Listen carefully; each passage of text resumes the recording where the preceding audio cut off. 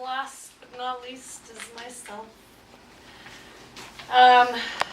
Wow, it's been an incredible journey. I got diagnosed with hepatitis C about 2 years ago, April, as a matter of fact. And it staggered me. Apparently, I've had it for over 20 years. My physician knew my history, has known my history. I've been with him for 20 years and knew the symptoms, but not enough to get me tested.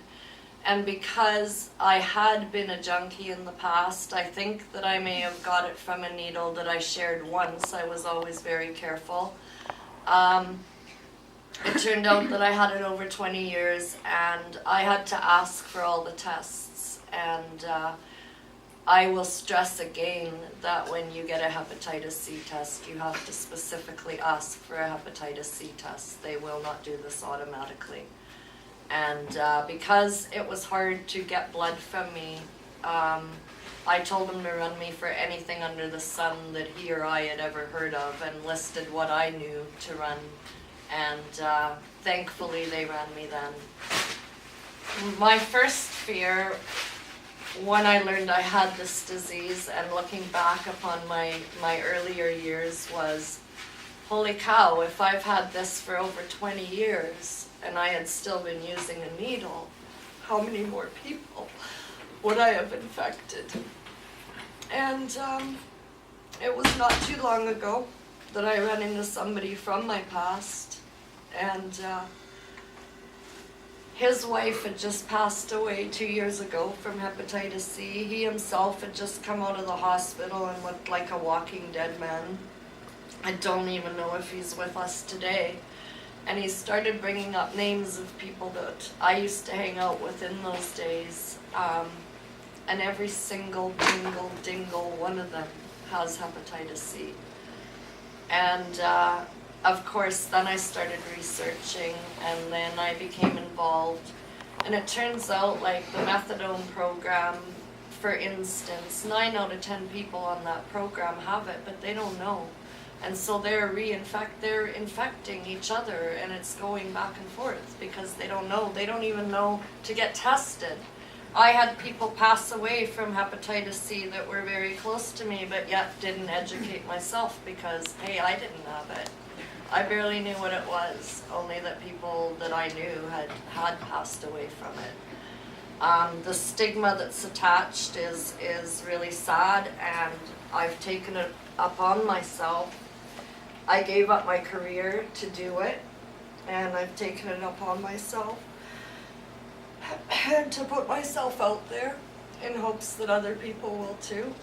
I've YouTubed my treatment, I've YouTubed my past, my history, how people get it. I'm trying to educate people to get tested, to share this knowledge with others. And it's been such an incredible journey. Although you lose people that you think should understand, I've gained so much more, and I've gained so many more friends in the community.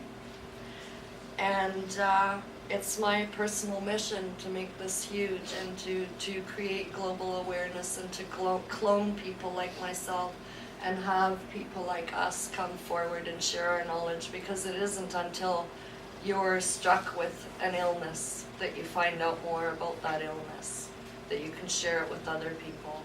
And the stigma is so great that I've been getting emails. I'm on YouTube, I'm all over the internet with it. I've got almost 3,000 hits. I'm getting emails and calls from Croatia, London, England, all over the US, all over the globe. And I brought this one with me. I got it a couple nights ago, and you know, it still will be anonymous. I haven't used any names or anything like that, but this is just a little inkling of what this does to people that are infected and affected by it, that can't share this knowledge with a lot of people, a lot of cultures. They can't even share this knowledge with their family, their children, their best friends, nobody. Therefore, they don't get treated, because then people would find out. So a lot of people are dying unnecessarily also. But I got this email, I'll read it to you real quick. It says, "Hi Petra, my name is so-and-so and I'm such and such years old. And I was diagnosed with Hep C 8 years ago. I have been getting ready to start treatment in January 2011 once I have my life in order. I just wanted to say I think you're very brave and you have my utmost respect. You have educated me on what to expect and how my journey may unravel. I am scared, nervous, and I've yet to tell my whole family what my problem is, because I know that they will react, and the ones I know would react positively have been told. I have a very high-profile job and I'm a well-known figure in some country and want to let everyone know, but I just can't because I know the reaction that would follow. I will get through this and have given up a lot of life's pleasures to get prepared, and the time is near. I am waiting until January as I have lots of sick time and will get extended medical package to use. Thanks for your help, and again, you're a brave soul and so inspirational. And wishes I would see that I'd put up more videos." And this is what I get all the time. You know, I hear from wives or other spouses whose husbands say has it, and they don't tell their parents. They're not allowed to tell anybody, and only they and their doctor know. And I will tell you firsthand, I've been really sick throughout this journey. I could not do it with my significant other or with the support of my friends and family. Nobody can do this alone, because it does, like Bernadette says, it messes up your mind and your spirit. The treatment in and of itself is really hard, and nobody should have to do this by themselves, and they should have the support in place before they go on treatment. And so that's my journey.